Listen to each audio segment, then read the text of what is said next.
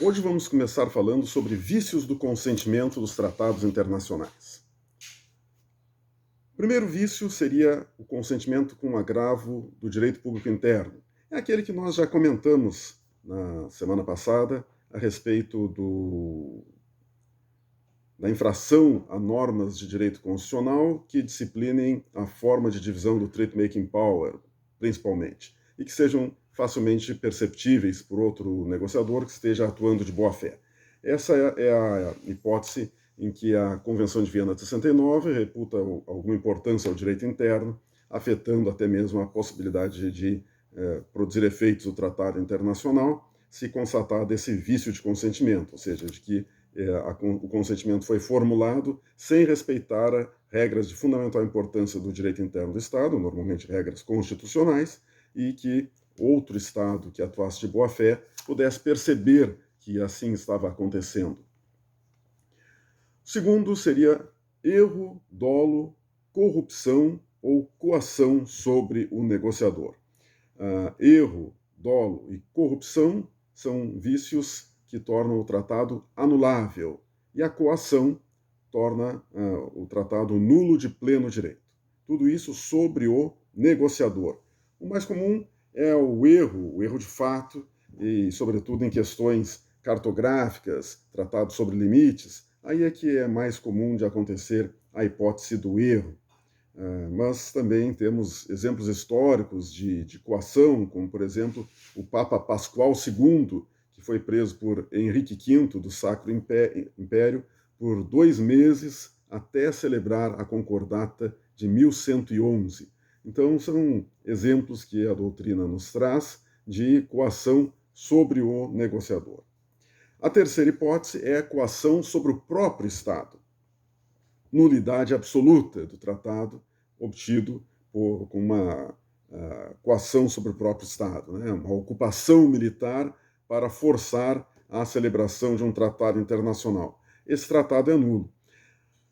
Questionamentos que surgem quanto a essa possibilidade equiparam ou buscam equiparar os tratados de paz com essa hipótese de vício do consentimento da coação sobre o Estado. Claro que existe uma forte semelhança. A grande diferença é a seguinte: quando a agressão, a coação sobre o Estado é feita para forçar a celebração do tratado, caracteriza-se esse vício. O tratado é nulo. Agora, quando os Estados têm alguma animosidade, alguma controvérsia, e aquilo acaba desenrolando numa guerra, e depois de um conflito sangrento, os Estados acabam chegando aos termos de um acordo e celebrando um tratado para pôr fim à guerra, que não começou visando a celebração daquele acordo, bem, aí o tratado de paz, ainda que geralmente quando ele chegue a ocorrer as partes já estejam bem desequilibradas, uma já mais forte que a outra, mesmo assim deve-se prestigiar o tratado de paz, porque se negarmos vigência, se negarmos validade ao tratado de paz, a única solução para uma guerra seria o aniquilamento completo do inimigo. Né? Então, levaríamos a chacinas ainda maiores na história para finalizar as guerras, se concluíssemos que os tratados de paz são todos nulos.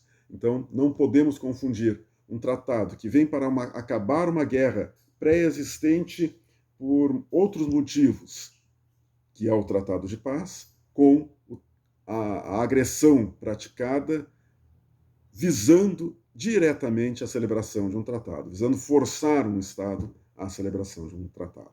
Esse, sim, caracteriza o vício de coação sobre o Estado, que gera a nulidade do tratado.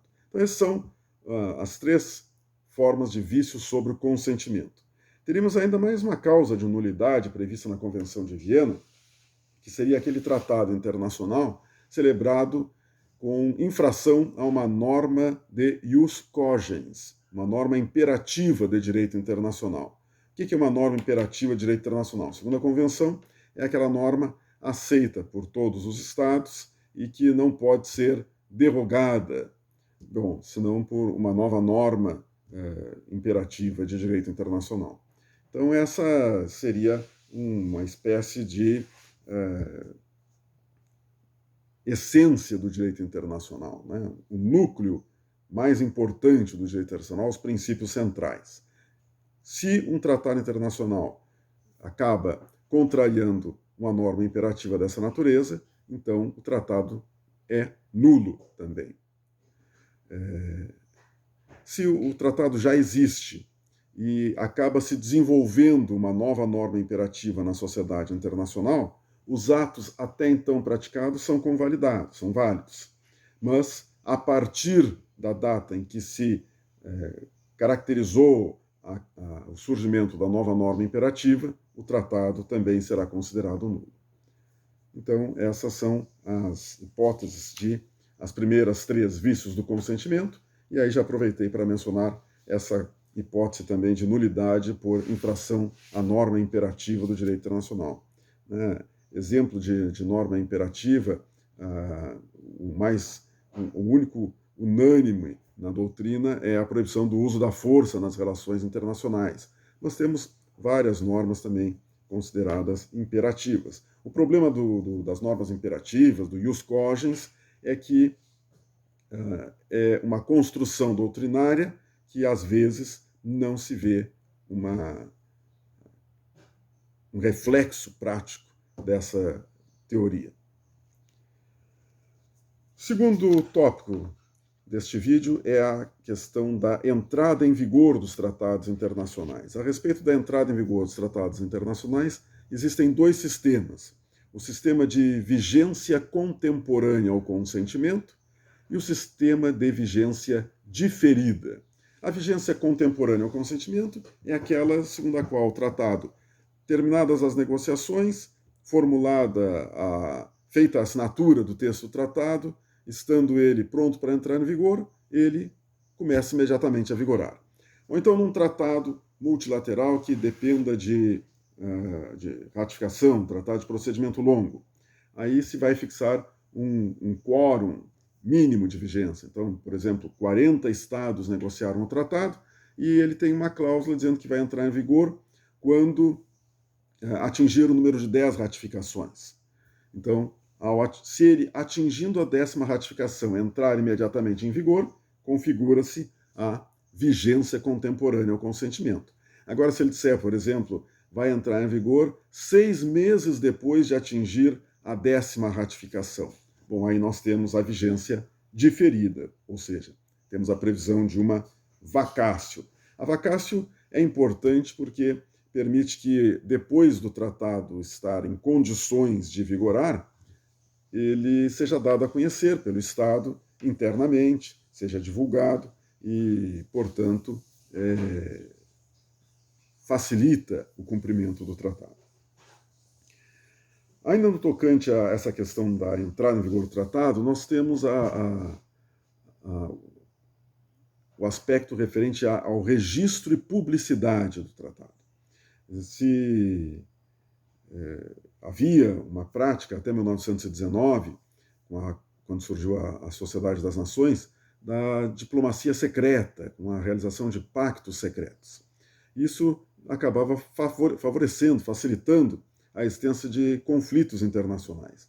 Então, quando se criou a Sociedade das Nações, que visava preservar a paz entre os Estados depois da Primeira Guerra Mundial, se buscou acabar com essa diplomacia secreta, se criou um sistema de registro.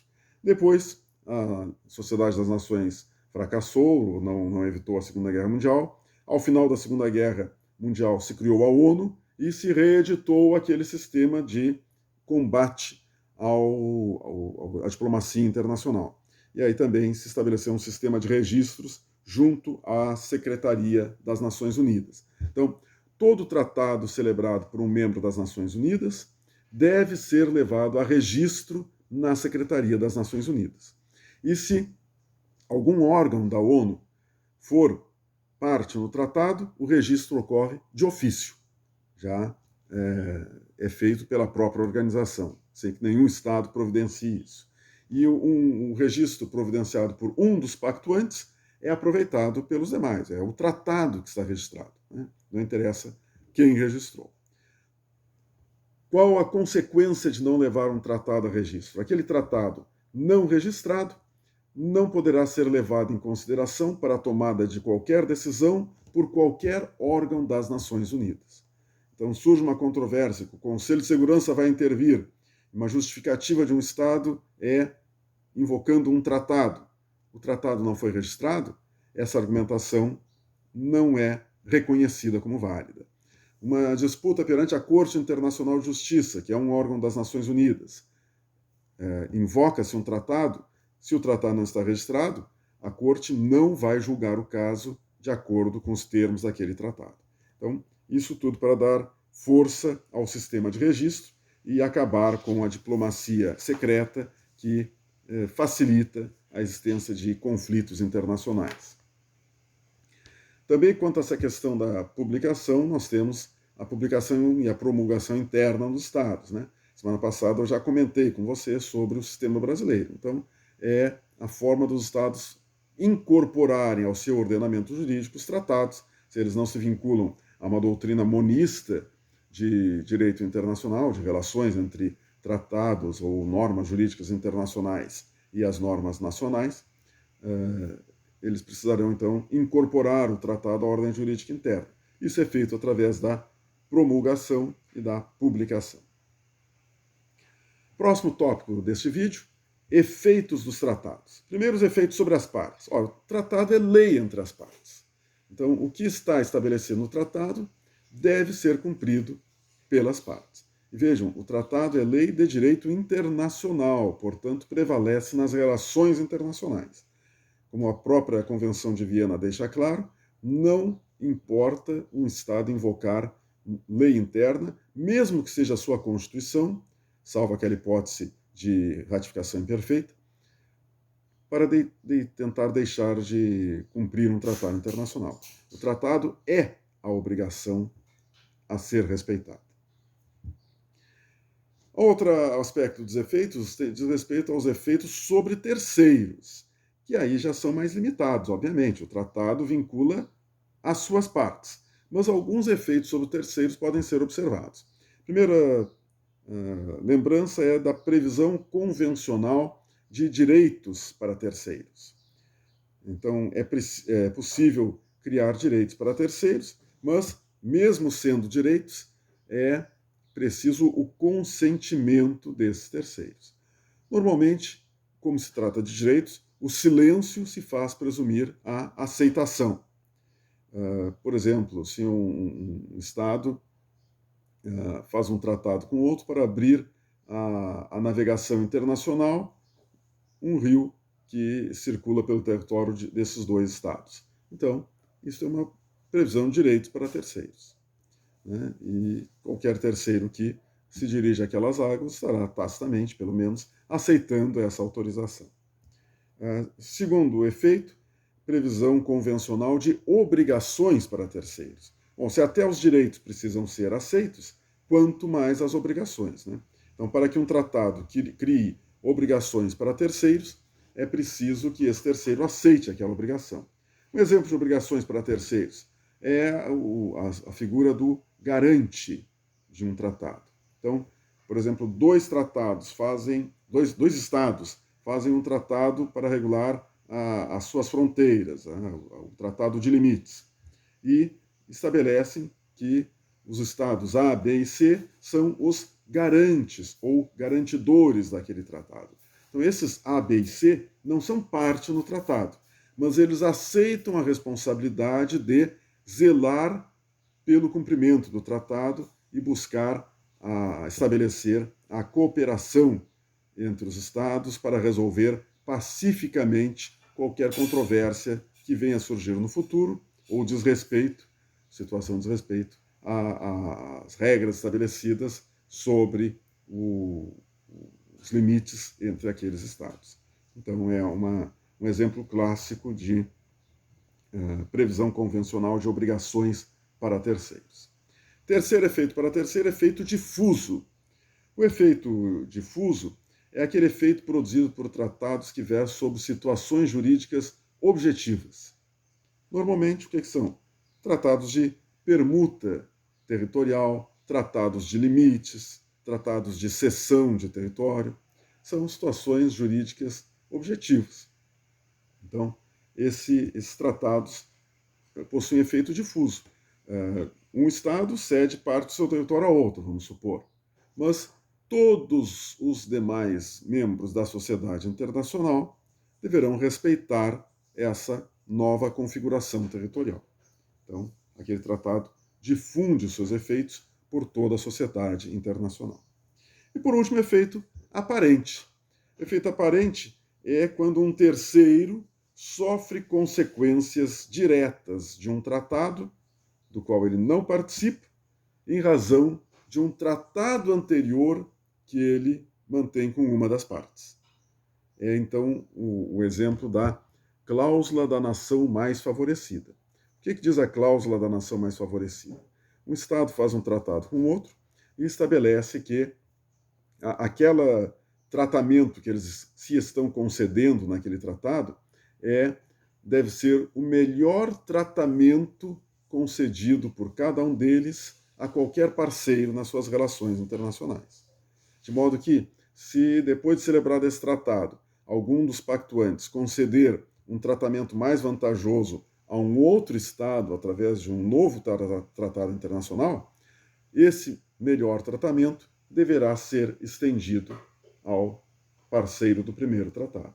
Então, esse parceiro vai receber os efeitos do tratado mais recente em razão da regra estabelecida no tratado anterior, do qual ele é parte, ainda que ele não seja parte do novo tratado.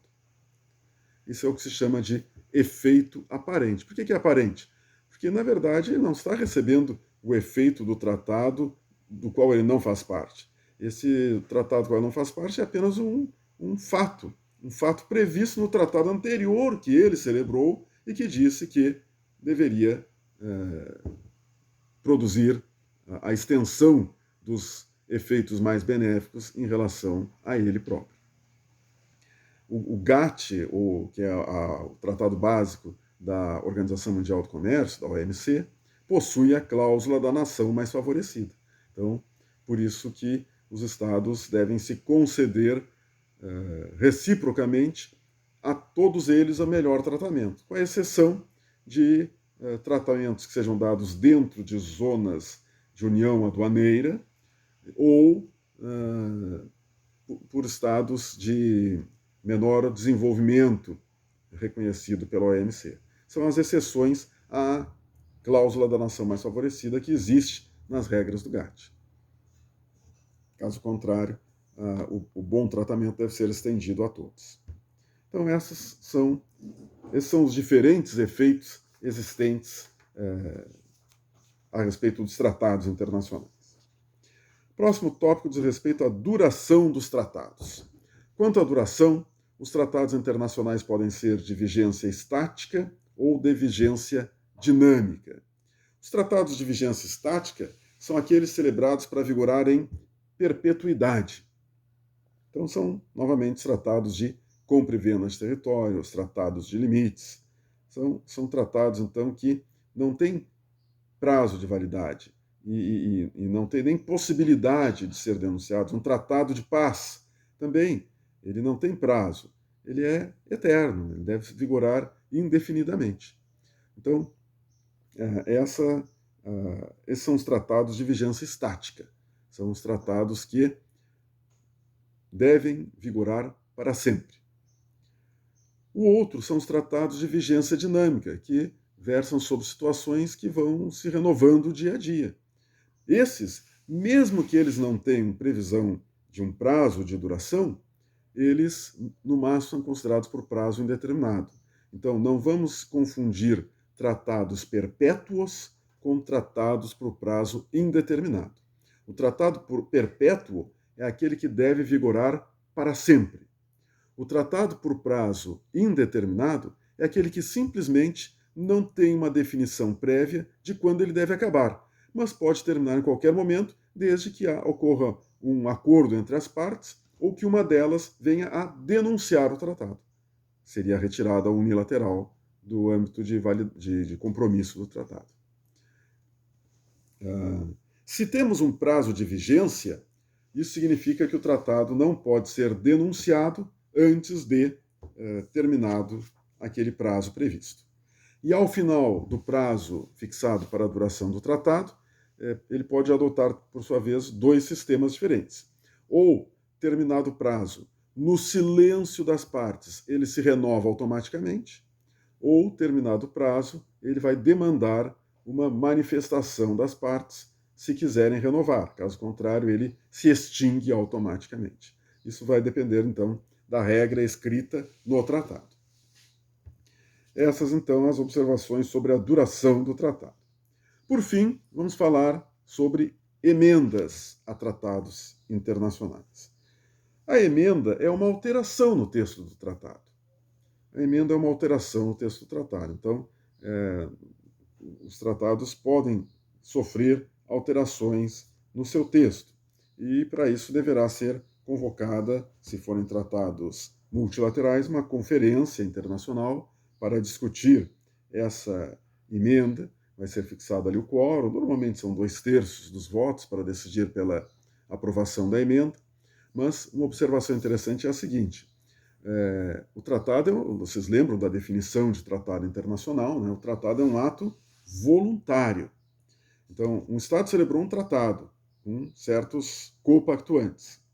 Depois, resolvem alterar o texto desse tratado. Nenhum dos pactuantes é obrigado a aceitar essa alteração. Então, ainda que a emenda seja aprovada pelo quórum que seja fixado para essa finalidade, por exemplo, 2/3, aqueles que aprovaram a emenda vão passar a reger as suas relações pelo novo texto, o texto emendado. Mas as relações desses estados com aqueles que não aceitaram a emenda vai continuar sendo regida pela redação original. Então, o tratado passará a ter um duplo estatuto jurídico, certo? O emendado, regulando as relações entre aqueles que concordaram com elas, e o texto original, regulando as relações entre aqueles que não concordaram e as relações entre aqueles que concordaram com a emenda e os que não concordaram. Então, esse é o funcionamento da emenda. O que seria uma revisão ou reforma de um tratado? A revisão nada mais é do que também uma alteração apenas de maiores proporções que uma emenda. A emenda é mais localizada. A revisão é uma alteração geral no texto do tratado. Então, esses eram os tópicos objeto desse vídeo. Até um próximo encontro.